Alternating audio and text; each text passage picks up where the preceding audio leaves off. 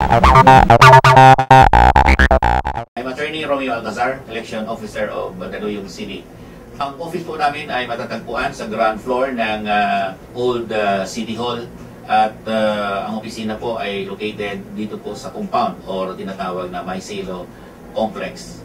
Sa kasalukuyan, we are in the process of cleansing the voters list. Now, anong ibig sabihin nun? Inaalis po sa listahan ng mga botante yung mga botante po na nagkaroon ng double registrations. They failed to vote twice and 2 consecutive elections. Number 3, yung mga transferees, no? Meaning naparegister sila sa ibang lugar. Pang-apat po ay mga namatay na.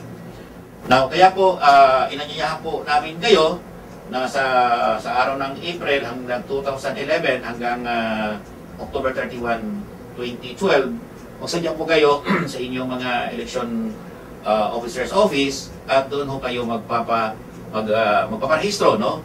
Agahan po natin yung magpaparehistro para maiwasan ho natin yung mahabang pila at huwag na tayong maghintay doon sa mga maghahakot sa mga ating mga political leaders, no? Obligasyon po natin yan bilang isang Pilipino na at karapatan natin na pag tayo ay 18 years old na, dapat tayo magparehistro. Hello, I'm James Jimenez and this is Comelec TV. Biggest news first. The Comelec filed charges against attorney Lilian Suwan Radam for 11 counts of electoral sabotage. Radam was the chairman of the Board of Canvassers in South Cotabato during the May 10, 2010 midterm elections.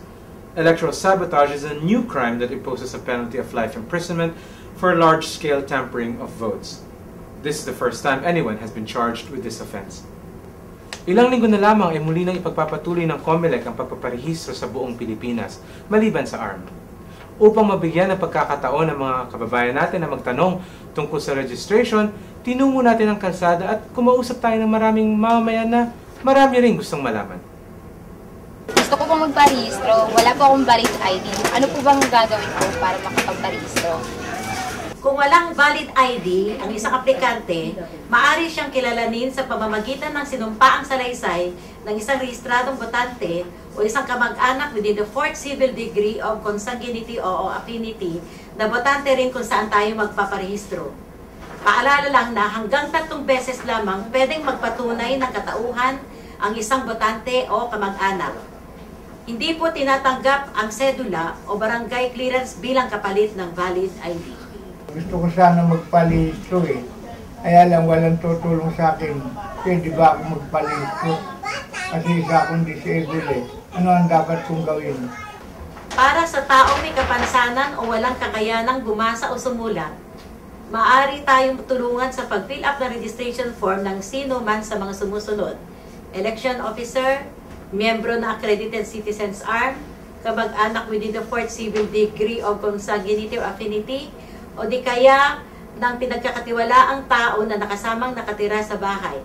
Ngunit paalala lang po, hanggang 3 lang pong person with disability o illiterate ang pwedeng asistehan ng mga nabanggit, liban lamang sa election officer.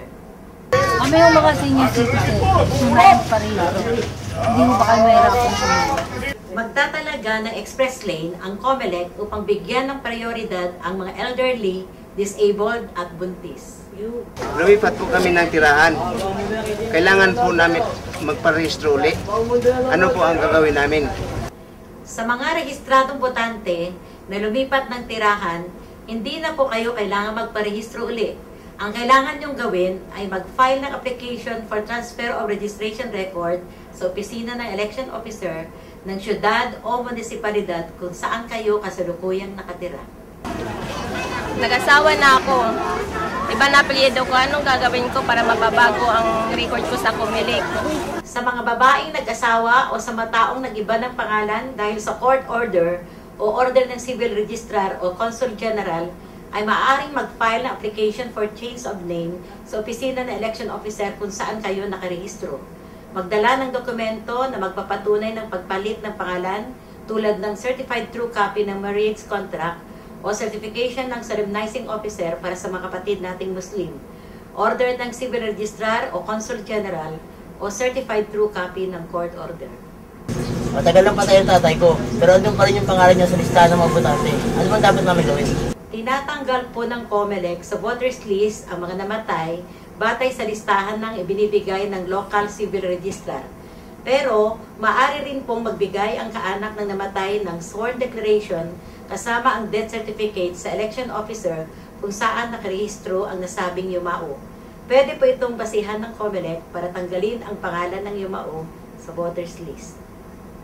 Tagal na akong hindi nakakaboto, kailangan po kong paristole ako.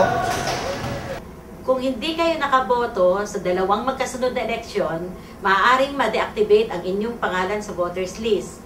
Upang makaboto muli sa susunod na eleksyon, mag-file na application for reactivation sa opisina ng election officer. Nakita ko mali ang spelling ng pangalan ko sa voters list. Pwede ba itong maipabago? Ano pong dapat gawin?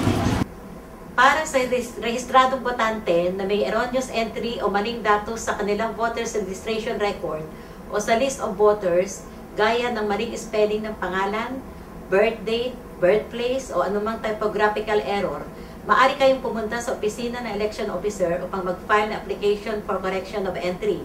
Magdala ng dokumento na naglalaman ng tamang datos tulad ng certified true copy ng birth certificate, court order, o order ng local civil registrar. Mahalagang tandaan, sa panahon ng pagpaparehistro, hindi lamang first-time voters ang pwedeng magpatulong sa election officer. Pwede rin magpunta sa election officer ang mga nangangailangan ng sumusunod na aplikasyon. Application for transfer of registration, application for reactivation, application for correction of entries, at validation para sa mga botanteng rehistrado na, ngunit wala pang biometrics. Ang application form na iyong isusumite ay dapat may 3 kopya. Pagkatapos magsumite ng aplikasyon, mahalagang matandaan na hindi ito ang katapusan ng application process. Dadaan pa ang iyong application sa pagsusuri ng Election Registration Board. Ito ang tatalakayin natin sa susunod na Voter Information Instructional Video.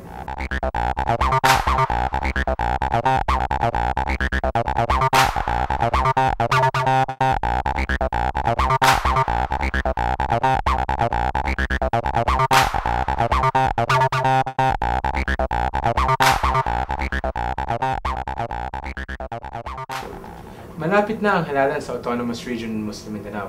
Kung hindi ka pa rehistrado, pwede ka magpalista mula March 21 hanggang March 31, 2011.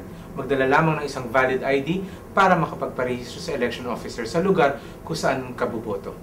That's it for this week's edition of COMELEC TV. Remember to subscribe so you don't miss any of our posts. In the meantime, go and register. Magparehistro para makaboto.